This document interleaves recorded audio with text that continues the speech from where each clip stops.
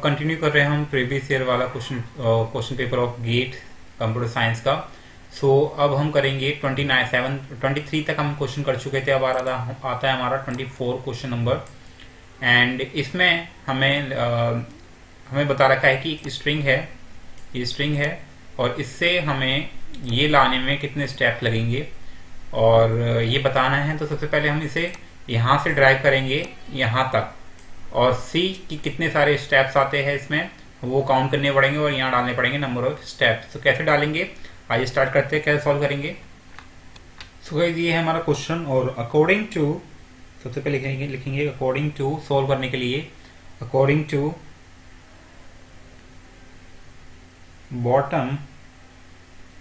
Bottom up और shift parser क्या होगा। सबसे पहले हमें गिवन क्या है, हमें ये गिवन है, तो यानी कि ए इस स्ट्रिंग से हमें इस पे लाना है। So A D B B B.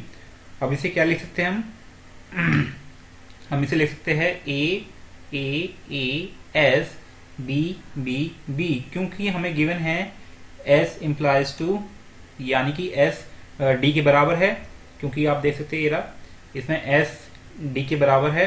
उसके बाद क्या कर सकते हैं, अब इसमें अब करेंगे हम इसमें ए एस और ये हो जाएगा हमारा कैपिटल बी एन बी, क्योंकि जो दूसरा हमें गिवन है वो है ये, तो इससे हम बी में चेंज कर देंगे, कैपिटल बी में। तीसरा है हमारा इसे करेंगे ए सॉरी एक एक्स्ट्रा ए लिख दिया मैंने। सो ए एंड और ये हो जाएगा हमारा एस बी बी। अब ये क्यों आया, पहले तो इसका लिख देते, रीजन क्या था इसका था कि बी बराबर था छोटे बी के। फिर दूसरा है हमारा अब मैंने इसकी जगह ये मैंने सिर्फ एस क्यों लिख दिया, क्योंकि एस बराबर है हमारे ए एस बी के, यानी कि मेरा दिख नहीं रहा है, अब देख सकते हैं। अब ये ठीक है, ये बराबर है इसके। और उसके बाद आता है हमारा वापस से हम बी को करेंगे चेंज कैपिटल बी में, तो ये हो जाएगा ए और ये हो जाएगा एस बी और छोटा बी, क्योंकि बी बराबर है छोटे बी के। वापस से ये बराबर हो जाएगा एस के, तो ये हो जाएगा हमारा एस एंड बी, ठीक है, क्योंकि एस बराबर है ए एस बी के। वापस से अब क्या करेंगे, वापस से स्मॉलेस्ट बी को फिर चेंज करेंगे बी में, क्योंकि बी बराबर है फाइन। उसके बाद ये आ जाएगा हमारा एस, यानी कि हमें कितने स्टेप लगे हैं, therefore total 7 steps required. Fine. So option क्या होगा इसका, ऑप्शन गिवन है, ऑप्शन गिवन ही नहीं है, तो यानी कि इसमें हमें क्या लिखना होगा आंसर 7। कहाँ है 7। अब होता है हमारा नेक्स्ट क्वेश्चन, और नेक्स्ट क्वेश्चन में मतलब गिवन है कि क्वेश्चन क्या है basically, assume that you have made a request for a web page through your web browser to a web server. Initially the browser cache is empty. Further, the browser is configured to send the HTTP request is in a non-precedent mode. The web page contains text and 5 very small images. So the minimum number of TCP connection required to display the web pages completely in your web browser is. तो guys suppose आपको एक request भेजनी है web pages को through the web browser, ठीक है, और ये रिक्वेस्ट कहाँ जाएगी, वेब सर्वर के पास जाएगी, और इनर्शियली जो वेब कैशे है वो हमारा एम्प्टी है। सो अब बोल रहा है कि browser is configure to send the HTTP request in a non persistent mode. तो गाइस ये बस ध्यान देना कि नॉन परसिस्टेंट मोड में हमें कभी भी हम ऑब्जेक्ट भेजते हैं या फिर टेक्स्ट भेजते हैं या इमेज भेजते हैं, हर इमेज के लिए एक टीसीपी कनेक्शन आएगा हर टैक्स के लिए एक इमेज टीसीपी कनेक्शन आएगा। तो यहाँ टोटल कितने हैं, यहाँ है हमारे 5 इमेजेस है एंड एक टेक्स्ट है, यहाँ टेक्स्ट है। तो यानी कि 5 हो जाएगा इसके लिए एंड 6 हो जाएगा इसके लिए, सॉरी 6 नहीं 1 हो जाएगा इसके लिए, 1 टीसीपी कनेक्शन हो जाएगा इसके लिए। नॉन परसिस्टेंट मोड में एक ऑब्जेक्ट भेजने के लिए एक टीसीपी कनेक्शन की जरूरत पड़ती है, यानी कि एक सेटअप करना पड़ता है कनेक्शन का। सो यानी कि इसके लिए कितना हो जाएगा हमारा, टेक्स्ट के लिए कितना हो जाएगा 1, और ऑब्जेक्ट कितने भेजे हमें, यानी कि इमेज कितने भेजे हमने 5। तो ये टोटल कितनी हो जाएगी 1 + 5 6। समझ में आया ये क्वेश्चन कैसा था? तो 25 का आंसर होगा 6। अब आते हैं हम नेक्स्ट क्वेश्चन पे, और ये जो 26 से लेकर 55 तक ये सारे क्वेश्चंस 2-2 मार्क्स के हैं, तो इसमें थोड़ा ही ज्यादा टाइम लगेगा, ठीक है। तो इस क्वेश्चन में हमें ट्यूरिंग मशीन का कंसेप्ट यूज करना होगा। सो जो ये हमारी एम दे रखा है ये डिनोट करता है हमारा ट्यूरिंग मशीन।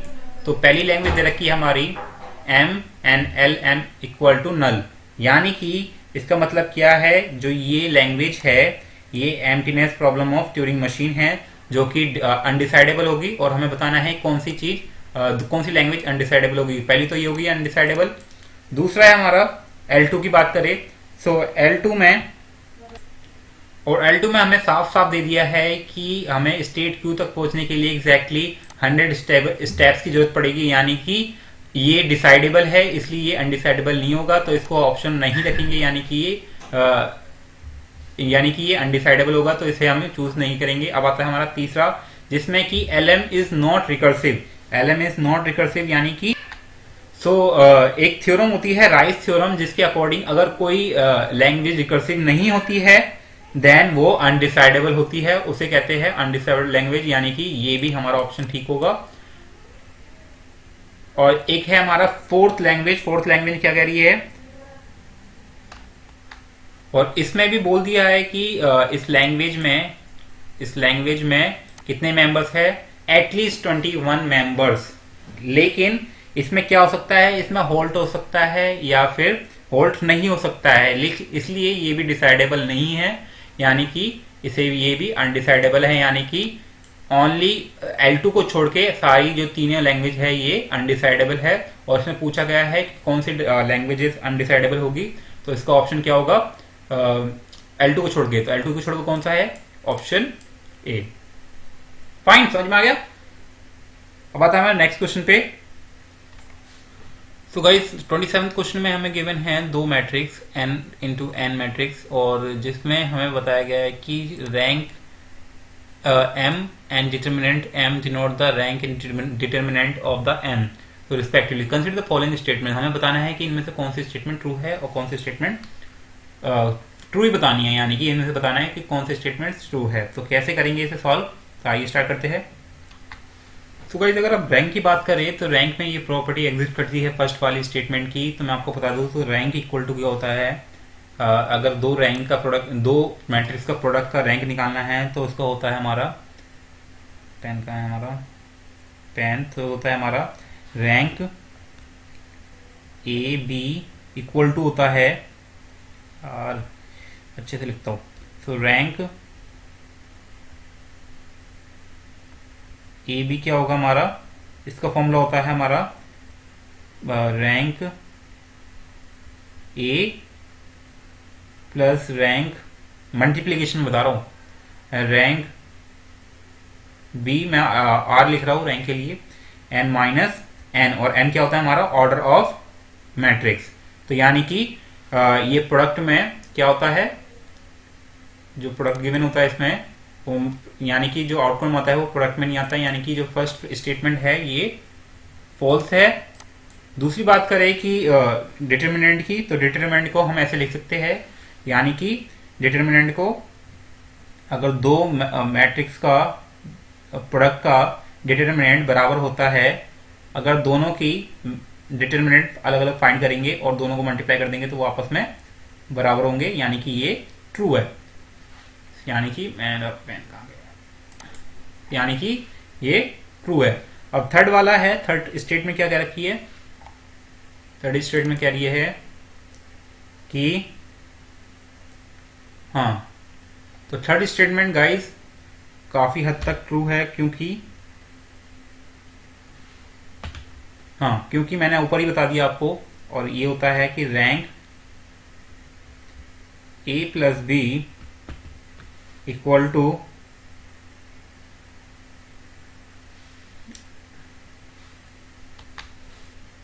तो ये दो मैट्रिक्स का सम का रैंक लेस देन और इक्वल टू इसलिए होता है, मैं पहले लिख देता हूँ, फिर रीजन बताता है कि क्यों होता है।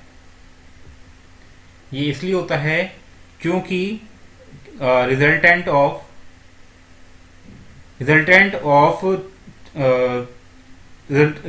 Matrix of sum of two non singular matrix can be a singular matrix, यानी कि दो अगर नॉन सिंगुलर मैट्रिक्स को सम करेंगे तो वो उसका जो सम आएगा वो सिंगुलर मैट्रिक्स आ सकता है। इसलिए इससे जो ये रैंक है, तो रैंक दो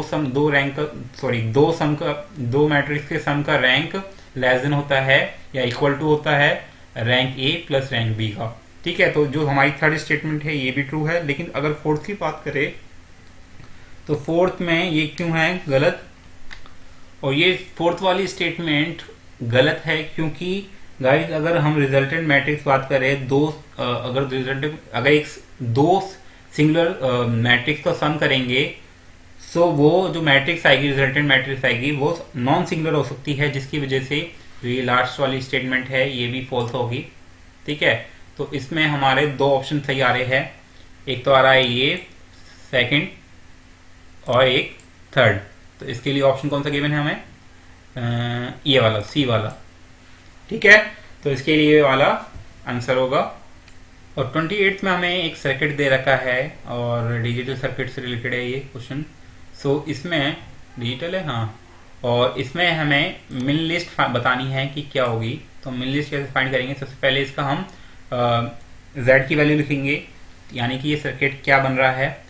सो सबसे पहले हम अपना वापस से इस पर आते हैं, तो यानी कि जो डायग्राम है उसके अकॉर्डिंगली, डायग्राम शो कर लेते एक बार, हाँ, जो डायग्राम है उसके अकॉर्डिंगली क्या होगा हमारा z की वैल्यू, अगर एक्सप्रेशन में लिखेंगे तो z की वैल्यू होगी हमारी a प्लस, क्योंकि ये प्लस का है और वाला है ये। ठीक है, सो z इक्वल टू क्या हो जाएगा, z इक्वल टू हो जाएगा हमारा a प्लस बी नोट है। ठीक है, एंड देन, और ये हमारा एंड का है, एंड गेट। सो मतलब ये एक्सप्रेशन आ गई। इसके लिए हम बनाएंगे के मैप बनाएंगे। तो के मैप कैसे बनाते हैं, अब मैं इसे पूरा इधर ले आता हूँ क्योंकि अब इसकी जरूरत नहीं है, अब इस एक्सप्रेशन से ही बन जाएगा। तो कैसे बनाते हैं, सबसे पहले ये बनाएंगे, ये फाइन, और इसमें ये दिस, ये आ जाएगा हमारा BC और ये होगा हमारा A, ऐसे ही बनाते हैं। और यहाँ आएगा हमारा 0 0, ये होगा हमारा 0 1, ये होगा हमारा 1 1 और ये होगा हमारा 1 0, और इसमें ये होगी हमारी 0 1। सो जो ये वैल्यू होगी ये होगी हमारी 0 और ये होगी हमारी 1, ये होगी हमारी 1 1 है तो यानी कि 3, ये होगी हमारी 2 और ये होगी हमारी 4 5 7 और ये होगी 6। ठीक है, सो अब BC, तो BC कैसे होगा, इसमें BC होगा हमारा ये, एंड ये होगा हमारा A, क्या होगा हमारा ये, तो ये हो जाएगा हमारा A है ना, और ये हो जाएगा हमारा B' C, यानी B नॉट C। तो यानी कि हम इसे क्या लिख सकते हैं, तो इसे लिखेंगे, जो इसका मिन टर्म होगा वो क्या होगा हमारा, मिन टर्म इक्वल टू होगा समेशन ऑफ, और यहां आ जाएगा पहले ये 1 आ जाएगा 1, फिर आएगा 4, फिर आएगा 5, फिर आएगा हमारा 6 क्योंकि ऑर्डर में लिखेंगे, या फिर उसके बाद आएगा हमारा 7। तो मिन टर्म आ गया हमारा 7। तो इसका आंसर क्या होगा, इसका आंसर होगा हमारा कहाँ है, ये ऑप्शन बी है। ठीक है, तो ऐसे निकालते हैं मिन टर्म। अब आते हैं नेक्स्ट क्वेश्चन पे। एंड गाइस नेक्स्ट क्वेश्चन है हमारा कि 3 रजिस्टर्स है जिनकी जो वैल्यू स्टोर करते हैं IEEE 754 single precision for floating point format में। एंड R1 और R2 की वैल्यू गिवन है हमें ये, और R3 की R1 और R2 के साथ रिलेशन है ये। हमें फाइंड करनी है कि R3 में क्या वैल्यू स्टोर होगी। सो कैसे फाइंड करेंगे इसमें, तो इसकी रिलेशन है R1 अपॉन में R2। तो गाइस इसका डायरेक्ट आंसर बता देता हूँ, इसका आंसर क्या होगा ये आपके ऊपर छोड़ता हूँ कि इसका सॉल्यूशन हम निकालो, इजी क्वेश्चन है। एंड तो इसका ऑप्शन होगा हमारा बी। ठीक है, अब आता है हमारा नेक्स्ट क्वेश्चन पे। ज़्यादा डिफिकल्ट क्वेश्चन नहीं है ये।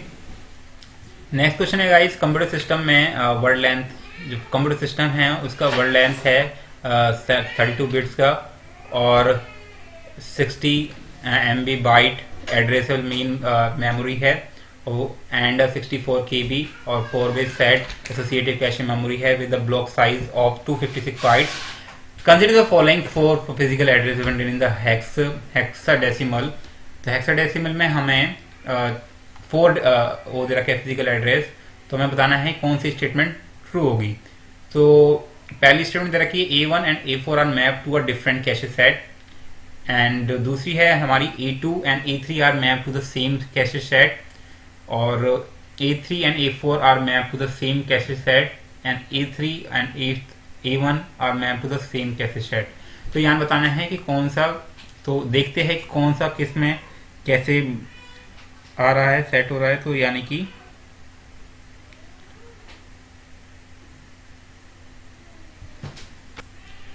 सो गाइस अगर हम इन एड्रेस को देखेंगे फिजिकल एड्रेस को, तो आप नोटिस करोगे कि A2 and A3 will map to the same cache set.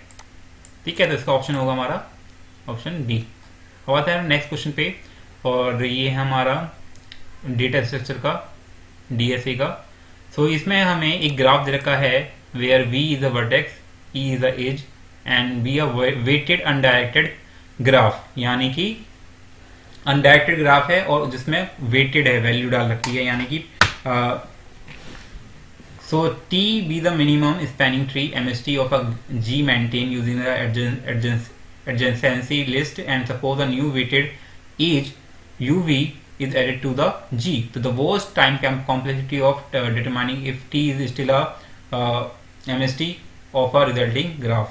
यानी कि है कि एक हमारे पास MST दे रखी है जिसमें हम एक और एज ऐड करते हैं, और उसकी कुछ और उसका जो वेटेड एज है उसे ऐड किया जाता है। तो हमें बताना है कि जो वर्स्ट टाइम कॉम्प्लेक्सिटी होगी वो क्या होगी। तो इसका सिंपल सा आंसर है गाइस, क्योंकि जैसे गाइस हम किसी कोई भी एज ऐड करेंगे स्पैनिंग ट्री में, मिनिमम स्पैनिंग ट्री में, तो हमें वापस से चेक करना पड़ेगा सारे वर्टेक्सेस को, और चेक करना पड़ेगा कि ये ट्री है या नहीं है। यानी कि हमें पूरे वर्टेक्सेस को ट्रेवर्स करना पड़ेगा एक बार और, जिसकी वजह से हमारा जो कॉम्प्लेक्सिटी हो जाएगी इसकी, वो हो जाएगी हमारी थीटा ऑफ वी। ठीक है, तो इसका ऑप्शन होगा डी। ठीक है, अब आते हैं नेक्स्ट क्वेश्चन पे। ये फिर वापस से लैंग्वेज का क्वेश्चन आ गया है। सो 32 में हमें 2 लैंग्वेज दे रखी है, L1 एंड L2, और हमें पता करना है कि इनमें से कौन सी स्टेटमेंट ट्रू है। पहली दे रखी है कि L1 इज रेगुलर और नॉट। तो पहले हम चेक कर लेंगे कि L1 एग्जैक्टली है क्या। तो L1 चेक करने के लिए, रेगुलर चेक करने के लिए हमें क्या करना पड़ेगा, सबसे पहले हमें क्या करना पड़ेगा। अब है L1 दे रखा है, मुझे व्हाइट बोर्ड पे ऑन दो वापस से अपने, एंड आई थिंक ये स्टक हो गया। तो हमारा L1 दे रखा है, L1 इक्वल टू दे रखा हमारा WXYZ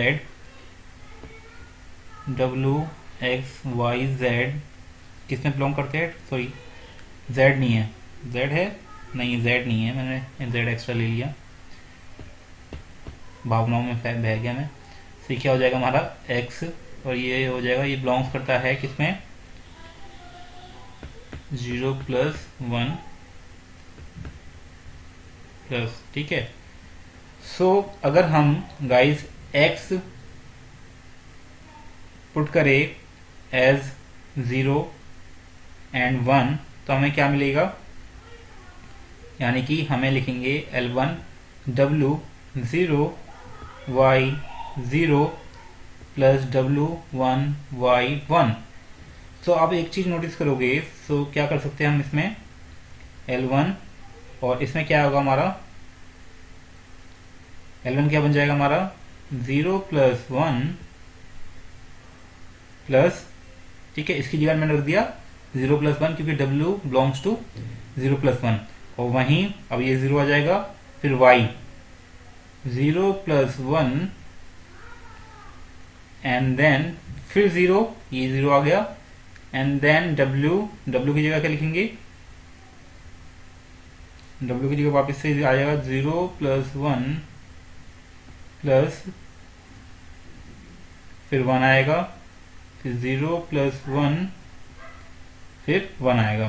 तो आपने देखोगे एक चीज कि L1 क्या होगी हमारी रेगुलर लैंग्वेज होगी, ठीक है, कि आप देखोगे सारा रेगुलर चलता जा रहा है एकदम से, इसमें आप ट्रेंड देखोगे सीक्वेंस, तो ये क्या होगी हमारी ये रेगुलर लैंग्वेज होगी। और अगर दूसरी बात करें L2 की, L2 क्या कौन सी लैंग्वेज है, तो उसको चेक करने के लिए आपने एक चीज नोटिस करोगे गाइस, इसमें L2 में L2 है क्या, पहले L2 है हमारा XY, कॉमन नहीं है ये,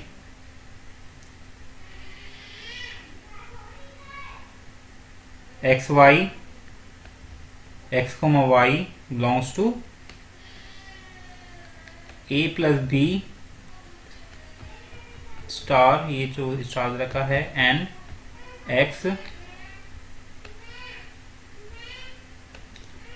X इक्वल टू Y के बराबर है। Fine, so let me use this, फिर नीचे आगे बढ़ते हैं हम।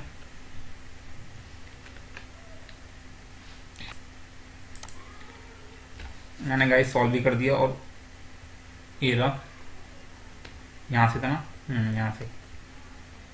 सो गाइस सबसे पहले मैं क्या बताया कि अगर कोई स्ट्रिंग है वो L2 के अंदर तभी होगी अगर उसे XY की फॉर्म में लिखा जा सके और जो उसके कैरेक्टर होंगे वो आपस में बराबर हो। जैसे कि सपोज ये मेरी स्ट्रिंग है, सो ये दो स्ट्रिंग है इसकी, AB और BA दोनों सेम तभी होगी, यानी कि दोनों स्ट्रिंग L2 के अंदर तभी होगी क्योंकि जो इनकी वैल्यूज है वो तो सेम है। और जो अगर बात करें ith की, अगर ith कैरेक्टर ऑफ X की बात करें वो अनइक्वल होगा, यानी कि डिफरेंट होगा ith कैरेक्टर ऑफ दूसरी स्ट्रिंग के। तो आप देख सकते हैं सपोज ये I पे है A और I पे है हमारा B, देन दोनों स्ट्रिंग डिफरेंट है आपस में, यानी कि हम A को क्या लिख सकते हैं, A को लिख सकते हैं X और फिर इसकी वैल्यू होगी 0 या फिर 0, B की लिखेंगे X B X और या फिर 1, और X की वैल्यू होगी 0 और 1। तो यानी कि क्या है हमारी L2 क्या होगा, एक कॉन्टेक्स्ट फ्री लैंग्वेज होगी। तो इसके लिए ऑप्शन हमारा क्या होगा, option A। Understood. And guys next question है जिसमें प्रोडक्शन A है इक्वल टू है PQ के, A है XY के, एंड रिलेशन है बेसिकली ये, and each of the 5 non terminal A P Q X Y has 2 attributes, S is synthesized attribute, I is inherited attribute. Consider the following statement, हमें बताना है कौन सी statement true होगी, ठीक है।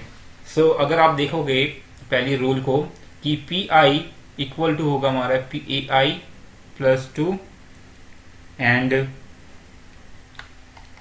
सो ये दो हमें रूल दे रखे हैं, रूल 1 एंड रूल 2। तो गाइस मैं आपको बताता हूँ कि जो L एट्रीब्यूट तभी होगा अगर SGT सिंथेसाइज्ड, यानी कि S, तो S यूज हो रहा है हमारा इसमें, और इनहेरिटेड एट्रीब्यूट दोनों को यूज करे विद रिस्ट्रिक्शन, यानी कि दोनों को एक साथ यूज नहीं कर सकते, जैसे कि ये अलग सेपरेट हो रहा है, यूज हो रहा है, इनहेरिटेड अलग यूज हो रहा है, और वहीं सिंथेसिस अलग यूज हो रहा है, यानी कि यहाँ रिस्ट्रिक्शन यूज कर रहे हैं, यूज तो कर रहे हैं लेकिन साथ में रिस्ट्रिक्शन यूज कर रहे हैं, यानी कि L1 जो R1 है ये ट्रू होगा हमारा सो इसका ऑप्शन क्या होगा हमारा गाइस?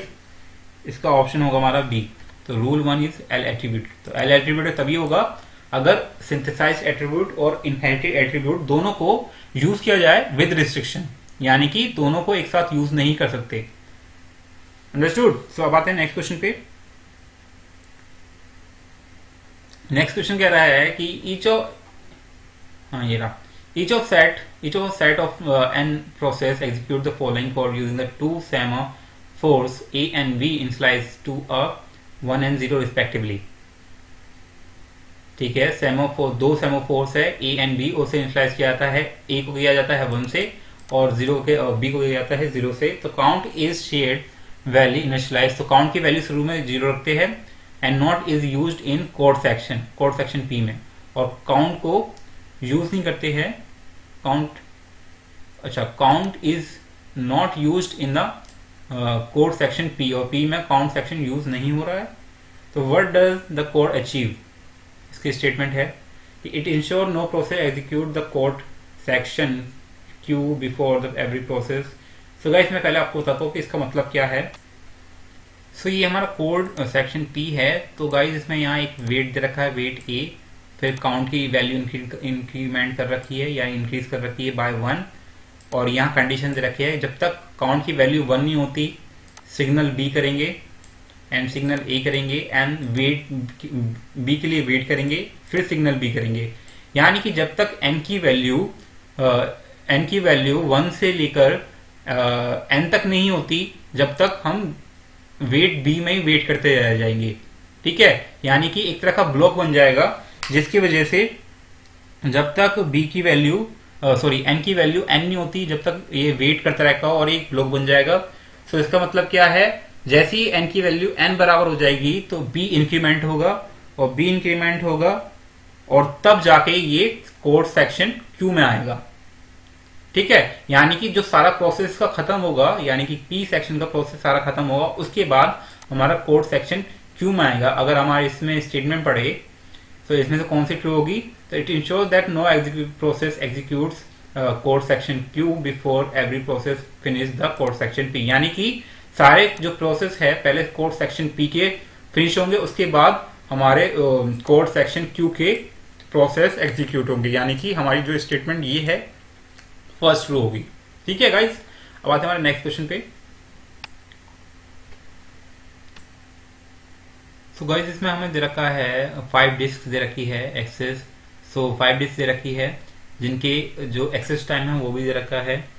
सो जो पी का है, सबसे पहले स्टार्टिंग में जो पोजीशन है ऐड की वो है 100 पे, और according to sorted seek first time first, यानी कि मेरे को वो खोलने दो अपना, ये रहा।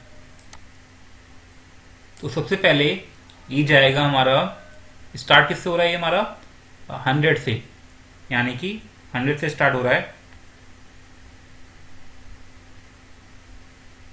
100 से स्टार्ट हो रहा है। और ये सबसे पहले किस पे जाएगा? तो शॉर्टेस्ट टाइम सबसे ज्यादा डिफरेंस इसमें है, यानी कि सबसे ज्यादा कम डिफरेंस है हमारा आर में।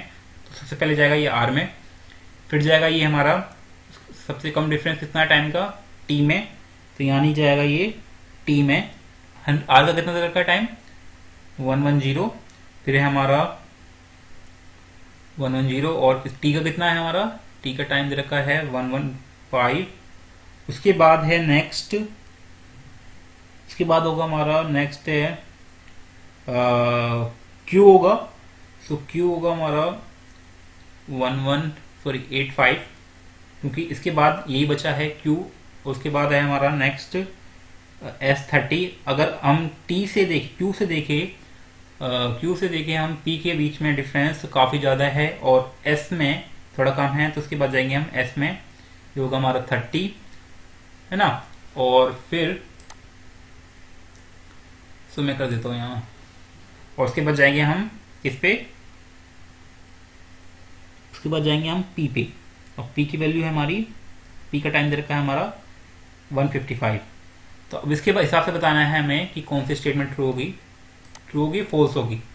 हाँ फॉल्स होगी, यानी कि T is serviced before P, ये ट्रू है। तो हाँ ट्रू है, क्योंकि टी को पहले इसकी सर्विस हुई है बिफोर पी से, तो ये ट्रू है। मैं फॉल्स बतानी है। Q is serviced after S, Q is serviced after S का है, सॉरी, तो एस गाइस ये गलत है क्योंकि क्यू सर्विस हो रहा है पहले, तो यानी कि हमें यही एनकाउंटर हो गया है, तो ये ऑप्शन गलत होगा। अंडरस्टूड। अब आते हैं हमारे नेक्स्ट क्वेश्चन पे, और आता है हमारा 46। उसके बाद हमारे 10 क्वेश्चन बचेंगे और खत्म हो जाएगा उसके बाद ही हमारा। तो गाइस क्वेश्चन है हमारा, बड़ा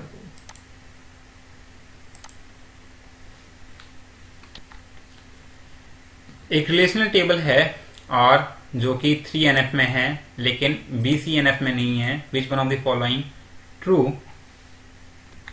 सो गाइस कोई भी रिलेशन 3NF में तभी होगी R, वापस से ओपन करना पड़ेगा, R is in 3NF if पहली स्टेटमेंट है, अगर कौन से रिलेशन के लिए, सपोज x और y के लिए।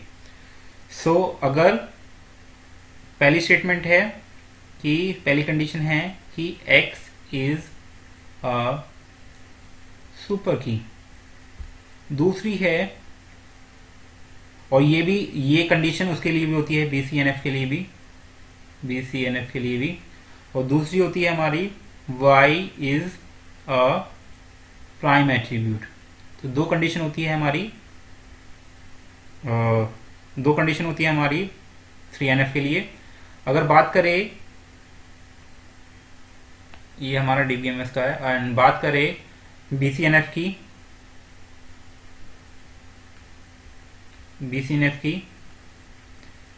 तो इसमें कंडीशन BCNF, कोई भी रिलेशन BCNF तभी होगी if and only if x is a super key, x is a super key for every functional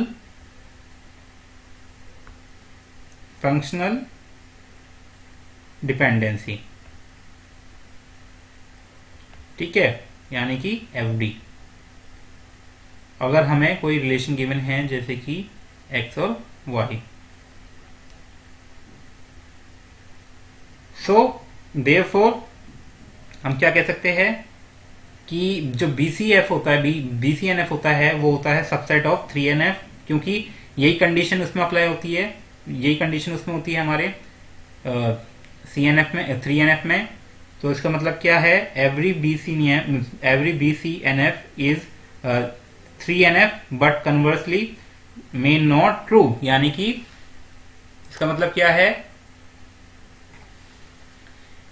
क्या है, एवरी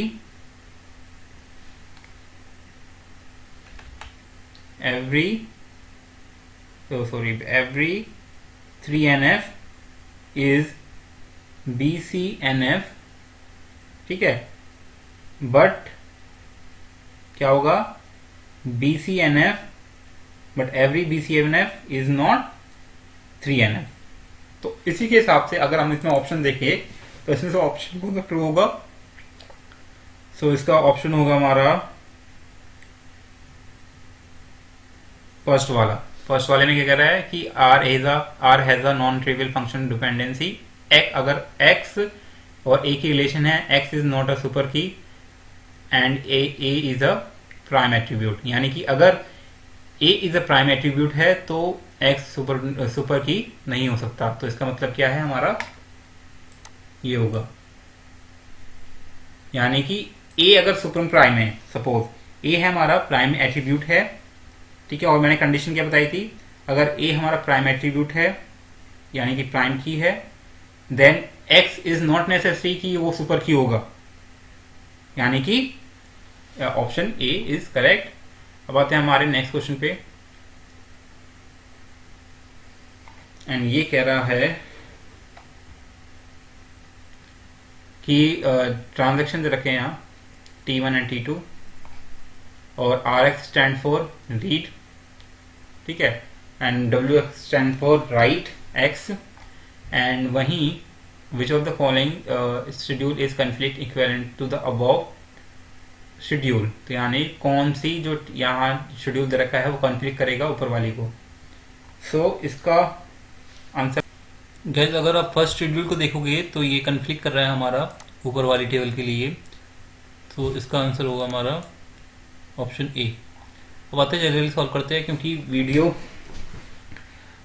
काफ़ी लेंथी होती जा रही है और 3 पार्ट्स में भी कंप्लीट नहीं हो रहा है ये। सो अब नेक्स्ट क्वेश्चन है हमारा, एक ऑर्गेनाइजेशन है जिसे रेंज चाहिए है आईपी एड्रेस की to assign one to each of its 1500 computers, यानी कि एक ऑर्गेनाइजेशन को रेंज ऑफ आईपी एड्रेस चाहिए जिसे अपने 1500 कंप्यूटर पे उसे असाइन करना है। The organization approach the internet service provider ISP for this task and ISP uses the CIDR services the request from the available IP address space, ये IP address है। The ISP wants to assign an address space to the organization which will minimize the number of routing, ठीक है which of the following address space are potential candidate from the ISP cannot allowed in any to the, तो इसमें बताना है कौन सी IP address है या कौन सी आईपी एसपी है आईएसपी है जो हम अलाउड कर सकते हैं उस ऑर्गेनाइजेशन के लिए। तो ये ऑप्शन दे रखे हैं, तो कौन सा होगा इसमें से। तो गाइस मैं आपको बस स्टेप बता देता हूँ आपको कैसे फाइंड करना है। सबसे पहले आपको इसका सबनेट मास्क निकालना पड़ेगा, क्योंकि टाइम ज़्यादा यूज़ हो रहा है इसमें वीडियो में, एंड मेरा इंटरनेट भी ज़्यादा अच्छा नहीं चल रहा है, इसलिए मैं आपको बस स्टेप्स बता देता हूँ कैसे फॉलो करना होगा। सबसे पहले आपको जो ये एड्रेस दे रखा है आईपी एड्रेस, इसका सबसे पहले आपको सबनेट मास्क निकालना पड़ेगा, और सबनेट मास्क निकालने के बाद उसके बाद आपको इसको लॉक यूज़ करके ना इसका हमें सीलिंग करके आपको पता चल जाएगा जो इसकी लास्ट 11 बिट्स होगी, और क्योंकि हमें इसमें 1500 कंप्यूटर्स के लिए आईपी एड्रेस चाहिए, यानी कि हमें लॉग निकालना पड़ेगा कि इसका 1500 होगा, और बेस क्या होगा लॉग का 2 होगा, ठीक है। और 2 के साथ लॉग निकालेंगे तो हमारी जो वैल्यू आएगी यानी कि 11 आएगी, जिससे हमें पता चल जाएगा कितने बिट्स का हमें एड्रेस चाहिए होगा 1500 कंप्यूटर्स के लिए। उसके बाद क्या करना है, हमें लास्ट 11 बिट्स का हमें फाइंड करना पड़ेगा एड्रेस। तो उसे फाइंड करने के लिए आप स्टार्ट कर सकते हैं 000 से, और उसके बाद 00, तो आप इसमें वैल्यू चेंज करते जाएंगे, और लास्ट में आपका जो सीक्वेंस आएगा वो कुछ ऐसा आएगा 0, 8, 16, 24, और आपको फाइनल में पता चल जाएगा कि कौन सा ऑप्शन इसके लिए बेस्ट होगा। तो अगर आप देखोगे तो गाइस ऑप्शन बी यानी कि ये वाला ऑप्शन और ये वाला ऑप्शन करेक्ट होगा, क्योंकि जब आप इसके 11 बिट्स निकालोगे तो उसमें 64 वैल्यू आएगी, और क्या आएगा, 64 आएगी और 104 आंसर आएगा उसमें। सो जिसकी वजह से आपको पता चल जाएगा कि ये हमारे ऑप्शंस होंगे, ठीक है। सो अब आते हैं नेक्स्ट क्वेश्चन पे, और जल्दी कर लेते हैं। ये हमारा लीनियर अलजेब्रा का है, लीनियर अलजेब्रा का ये हमारा पीएस का है, प्रोबेबिलिटी स्टैटिस्टिक्स में पढ़ा था हमने ये। सो इसमें बताना है कि अच्छा, विच of the following predicate formula is not logically valid, बताना है कौन सा प्रेडिकेट जो वैलिड फॉर्मूला नहीं है इसमें से। तो अगर हम पहली वाली देखेंगे, क्या दे रखा है, एक और चीज दे रखी है, W is a predicate formula without any free occurrence of X, okay, यानी कि इसमें X की प्रेजेंस नहीं है, ओके। सो इसमें से बताना है कि कौन सा ऑप्शन सही होगा। तो इसका ऑप्शन होगा हमारा, तो गाइस इसमें ऑप्शन हमारा ये थर्ड वाला ऑप्शन है, ये गलत है, क्योंकि वैलिड नहीं है, क्योंकि अगर for all px implies to W है, then for all x px implies to W हो ही नहीं सकता, क्योंकि स्टेटमेंट इसके लिए क्या होनी चाहिए करेक्ट, कि यहाँ हमारा ब्रैकेट आएगा, तब ये स्टेटमेंट वैलिड होगी, ठीक है। सो यानी कि ऑप्शन सी गलत है। अब आता है मैंने 40 क्वेश्चन पे, एंड जल्दी फिनिश कर देता है क्वेश्चन को। सो इसमें हमारा क्वेश्चन दे रखा है कि इफ जी कोई डायरेक्टेड ग्राफ है, वेटेड ग्राफ है, और इसमें हमें दे रखा है कि सपोज अगर यानी कि दो वर्टेक्स की, तो इसमें रिलेशन दे रखी है शायद, हाँ अच्छा, W-UV इक्वल टू है हमारा, यानी कि weight of UV plus FU minus FV, और F क्या हमारा फंक्शन है, ठीक है, फंक्शन है of relation from V to R, okay, and W, W क्या हमारा एज की रिलेशन है। ओके, तो इसमें बताना है कि which one of the complete option following this that it is true. The shortest path in a G under the W are the shortest path under a W two. तो इसमें बताना है कौन सा ऑप्शन करेक्ट होगा, कौन से constant होगा इसके लिए।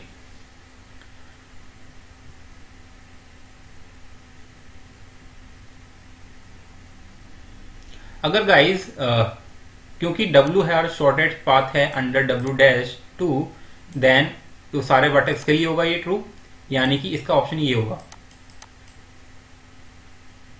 नहीं समझे? या अगर कोई शॉर्टेस्ट पाथ है W है, ठीक है, सॉरी शॉर्टेस्ट पाथ है W है, शॉर्टेस्ट पाथ है अंडर W यानी कि under cost W, then shortest path वो W डैश के अंदर भी होगा, क्योंकि जो W डैश है हमने क्या बताया, W dash can be written as W U V यानी कि weight of U and V and plus F U V U minus F V. तो मतलब क्या है कि अगर कोई शॉर्टेस्ट पाथ है W के अंदर, देन ऑल वो शॉर्टेस्ट पाथ W डैश के अंदर भी होगा for every relation V to R। ठीक है, तो इसका ऑप्शन ये होगा। बात है इसके ऊपर। अब इसमें बताना है हमें एक बैलेंस्ड बाइनरी ट्री है with element n, what is the worst case time complexity of reporting all the element in range. तो किसी भी एलिमेंट को चेक करने के लिए कि या वो इस रेंज में होता है नहीं होता है, उसकी वर्स्ट कॉम्प्लेक्सिटी क्या होती है, order of log n plus k। ठीक है, अभी एक्सप्लेन करने का टाइम नहीं है, क्योंकि आप उसको आप देख सकते हैं कि कैसे इसके लिए आपको एल्गो लिखनी पड़ेगी और देखना पड़ेगा कितना आपको लग रहा है टाइम। एंड अब आते हैं हम इसमें परम्यूटेशन कॉम्बिनेशन के क्वेश्चन पे। एंड गाइस इसमें परम्यूटेशन बताना है कि ALILAC है, इसमें हमें परम्यूटेशन बतानी है कि no character appears in its original position, यानी कि L है, अगर फर्स्ट पोजीशन पे L है तो परम्यूटेशन बनाना है कि L दोबारा इस पोजीशन में ना है, यानी कि कौन कौन से लेटर्स बचे हैं, I A, let me show you by, so कहाँ है हमारा, ये रहा। सो इसे क्लियर कर देते हैं। सो हमारा क्या दे रखा है, L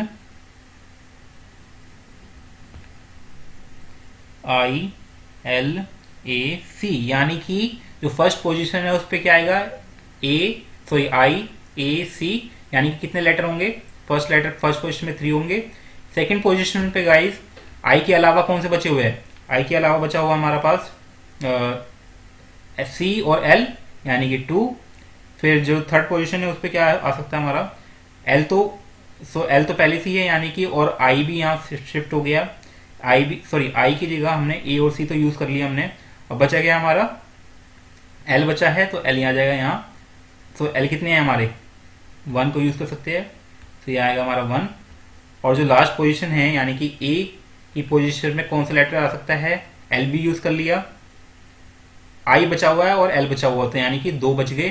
तो टोटल परम्यूटेशन क्या आ गई, 3 2 जा 6, 6 2 जा 6 1 जा 8, 6 1 जा 6 एंड 6 2 जा 12। तो कितना आएगा, 12 आंसर आएगा इसका। तो आंसर क्या होगा, 12। फाइन, अब आते हैं नेक्स्ट क्वेश्चन पे। ये क्वेश्चन काफी बड़ा है,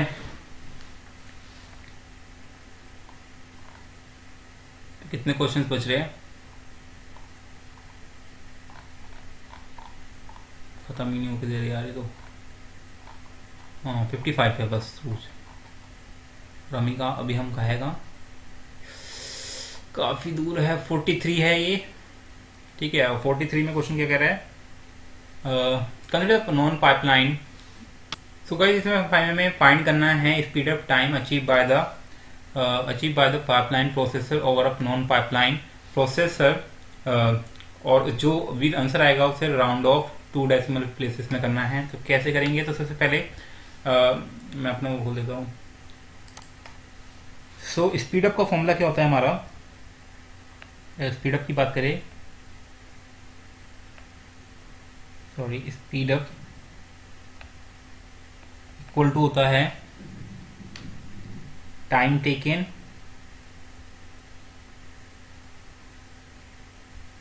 टाइम टेकन विदाउट पाइपलाइन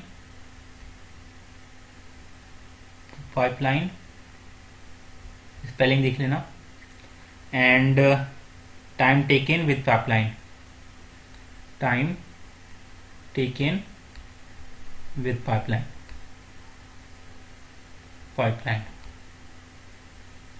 ठीक है।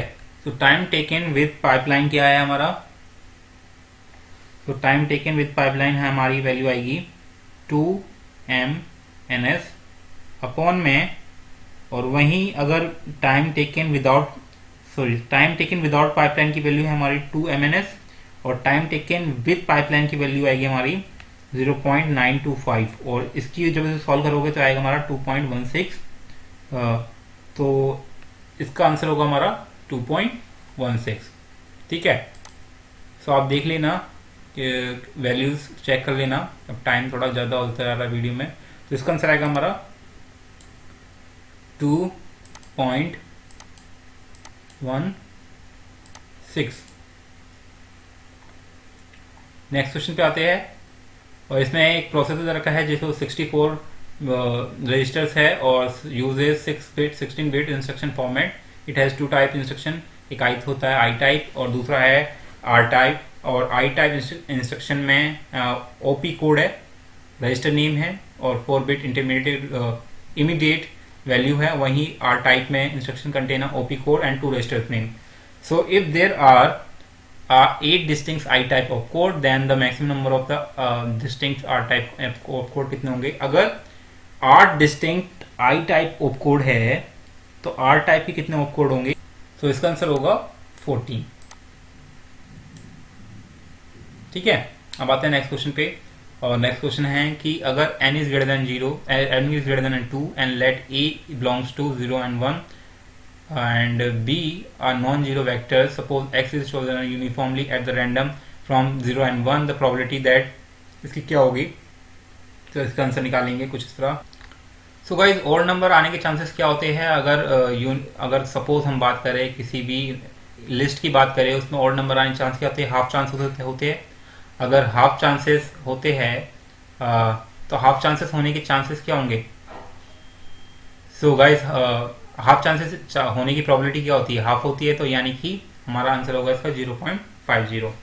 तो इसका 0.50 लिख लो आप, 0.50। अब आते हैं नेक्स्ट क्वेश्चन पे, और इसमें कह रहा है कि द फॉलोइंग कोड में बताना है कि F25 की वैल्यू क्या होगी, और F1 यूज हो रहा है F2 में, ठीक है। सो गाइस क्योंकि इसमें स्टैटिक वैल्यू है, तो जो इसकी प्रीवियस वैल्यू होगी वही ऐड होगी इसमें, जिसकी वजह से अगर इसे आप कोड करके रन करके देखोगे तो इसका आंसर आएगा 55, ठीक है। तो इसमें ज़्यादा समझने वाली चीज़ है नहीं कोई। फिर आता है हमारा नेक्स्ट क्वेश्चन, इसमें बोला है consider array representation of a binary min heap containing the 102423 elements and minimum number of the comparison required to find the maximum in the heap is. तो कितने मिनिमम कंपैरिजन होंगे मैक्सिमम फाइंड करने के लिए। Suppose 1023 elements है, अगर से 1023 हमारे एलिमेंट्स हैं, देन द नोड्स जो लीफ नोड होंगे वो कितने होंगे, इसके हाफ होंगे, seal of half of it, यानी कि अगर 1023 का हाफ निकालेंगे तो आएगा हमारा 511.5 और उसको सील करेंगे तो क्या आ जाएगा 512 एलिमेंट्स। और जैसे कि हमें पता है कि अगर 502 एलिमेंट्स है, यानी कि अगर सपोज n एलिमेंट है तो उनको कंपेयर, तो अगर उनमें से हमें कंपेयर करने एलिमेंट तो कितने कंपेयर होंगे, n-1 कंपेयर होंगे। सो गाइस क्या होगा इसकी, यानी कि 512 का -1 करेंगे तो कितना आएगा 511 हो जाएंगे कंपेयर्स, तो यानी कि मिनिमम नंबर ऑफ कंपेयर्स कितने चाहिए होंगे हमारे 511, ठीक है। और नेक्स्ट क्वेश्चन पे, एंड इसमें हमें बताना है पीपी की वैल्यू क्या है। तो मैं आपको बता देता हूँ, आप इसे रन करके देख सकते हैं। पॉइंटर का क्वेश्चन है, पॉइंटर नहीं है, मल्टीप्लिकेशन का क्वेश्चन है, तो इसे आप देख लेना, मैं इसका आंसर बता देता हूँ आपको बस। तो इसका आंसर आएगा हमारा 81। ज़्यादा बड़ा नहीं हो गया,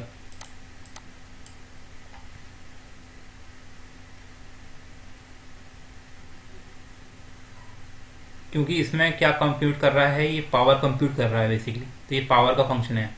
तो इसका आंसर होगा हमारा 3 की पावर 4, और 3 की पावर 4 क्या होती है 81। नेक्स्ट क्वेश्चन पे आते हैं। इसमें कह रहा है कि the weight of minimum spanning tree is, अगर ये दे रखा है weight of each, weight of दो वर्टेक्स दे रखा है i - j, यानी कि अगर weight of each V I and V J निकालना है तो क्या होगा, उनके इंडेक्स होंगे, उन दोनों का माइनस करेंगे। अच्छा, तो यानी कि इसका हमें बताना है कि वेट क्या होगा मिनिमम स्पैनिंग ट्री का। तो इसका गाइस आंसर आएगा हमारा 99 आएगा। अगर 100 है, 100 एलिमेंट वर्टिसेस है, तो इसका आएगा हमारा 99। ठीक है,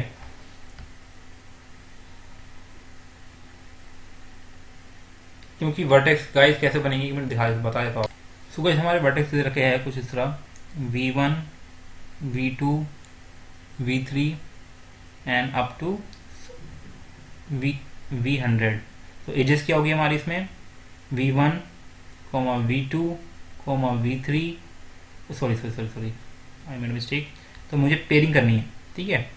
तो V1, V2 and V2, V3 ऐसे बनी है, मैंने करली ब्रैकेट लगा दिए, उससे नजरअंदाज करना। एंड V3, V4, और ये चलता जाएगा कहाँ तक V99, V100। तो यानी कि कितने पेयर्स होंगे 99 होंगे, और क्योंकि इनका डिफरेंस कितना होगा 1 1 होगा, तो इन जब इन सारे 1 1 को ऐड करेंगे तो कितना आएगा 99 आएगा। तो आंसर क्या होगा 99। समझ में आया।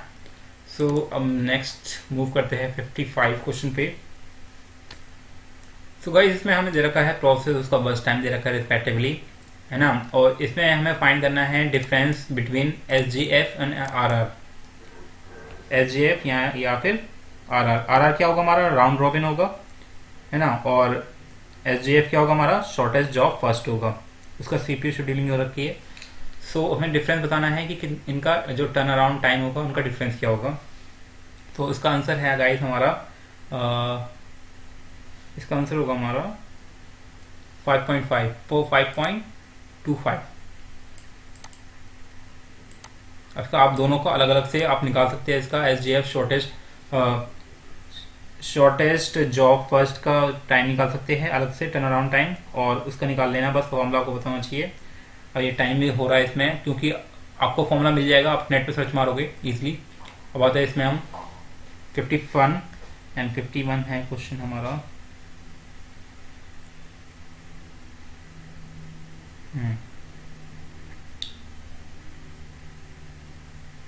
तो 51 में हमें बोली है एक लैंग्वेज है, ठीक है। तो minimum number of state in DFA that accept, तो कितने कम से कम स्टेप लगेंगे DFA में to accept L language. So इसका आंसर होगा हमारा 6। एंड इसमें आ रहा है हमारा कि the minimum of color required to edge color G,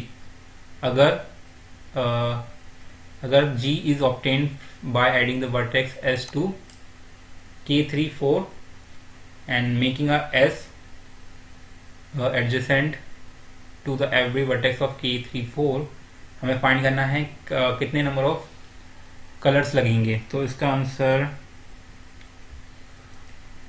7 आएगा, क्योंकि तो गाइस सपोज ये हमारा ग्राफ बनाएंगे इसमें। सो ये हमारा 4 है, 4 वर्टेक्स है, ये हमारा 3 है, इसे डिनोट करते हैं K34 से, ठीक है। सो अगर ये ग्राफ बनेगा हमारा, इसमें ऐसे कुछ बना दो ऐसी, है ना, मैचिंग कर देते हैं बस, ठीक है। और सपोज मुझे एक S वर्टेक्स इसमें ऐड करना है, सो मुझे कितने कलर्स की जरूरत पड़ेगी, एक तो ये हो जाएगा, एक इसमें आ जाएगा, एक इसमें आ जाएगा, ठीक है। तो ये 4 हो गए, और 4 के साथ 3 इसमें भी चाहिए होगा, क्योंकि ये टोटल कितने हमारे 3 और 3, 4 और 3 कितने हो गए 7, और यानी कि 7 कलर चाहिए होंगे मुझे इस नए वर्टेक्स को ऐड करने के लिए। इसका आएगा 7 आंसर, ठीक है। शॉर्ट में बता दिया। अब आते हैं नेक्स्ट क्वेश्चन पे। And guys we are running out of time. So मैं आंसर बता देता हूँ बस आपको जल्दी कि आंसर क्या होगा।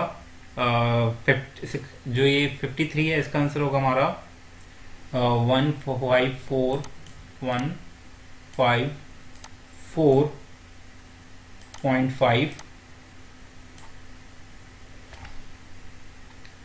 एंड इसमें हमें क्या करना है, हमें एवरेज एक्सेस टाइम निकालना है। सो एवरेज एक्सेस टाइम का फॉर्मूला लगाना पड़ेगा आपको और निकल जाएगा, इजी है, कुछ नहीं है इसमें। तीसरा है, इसमें 54th क्वेश्चन है हमारा इसमें, और इसका आंसर होगा हमारा क्या है, consider that minimum number of disk access required to retrieve any record in the database, sorry. तो इसका आंसर आएगा गाइस हमारा 4 आंसर। लास्ट क्वेश्चन में टीसीपी कनेक्शन है। अच्छा, तो इसमें हमें फाइंड करना है size of the congestion window. So size of congestion window find करने के लिए तो इसका आंसर आ रहा है 44 KB।